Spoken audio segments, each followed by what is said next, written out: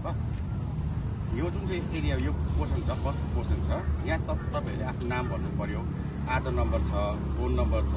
बाबाको नाम छ आमाको नाम छ है यसरी भर्दै भर्दै गएर तपाईँको 2002 मा तपाईँको चाहिँ भोटर लिस्टमा नाम चढेको छ भने चाहिँ यो पोर्सनमा लेख्नु पर्यो तपाईँले चाहिँ यो पोर्सनमा चाहिँ तपाईँले चाहिँ लेख्नु पर्यो अनि अन्त योपट्टि पोर्सनमा चाहिँ तपाईँको छोराछोरीहरू 2002 मा लिस्टमा नाम थिएन उनीहरूको यहाँ लेख्नु पर्यो अन्त यहाँ चाहिँ तपाईँले गर्दाखेरि चाहिँ मेन कुरा तपाईँको चाहिँ आफन्तको नाउँ लेखिरहेको छ त्यहाँ चाहिँ तपाईँले चाहिँ तपाईँको बाजेको नाम चाहिँ लेख्नु पर्यो यहाँ बाजे छैन भने लेट गरेर चाहिँ बाजेको नाम चाहिँ लेख्नै पर्यो बाजे कि त बोजू होइन उनीहरूको नाम चाहिँ तपाईँले चाहिँ त्यो गर्दाखेरि चाहिँ यहाँ चाहिँ तपाईँले लेख्नै पर्छ यो पोर्सन चाहिँ तपाईँको छ 2002 को लागि मात्रै हो नजन्मेको हजुर त्यो बेला जन्म थिएन भोटर लिस्टमा नाम चढेको थिएन यो पोर्सनमा चाहिँ उनीहरूले लेख्नु पर्यो यो तपाईँको नाम चाहिँ 2002 मा भोटर लिस्टमा चढेको छ यहाँ तपाईँले भर्नुपर्छ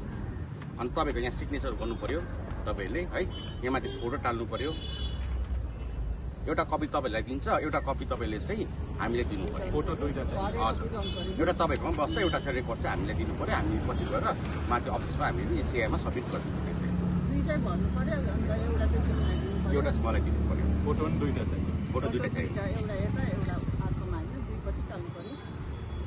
5 अगाडिको मान्छे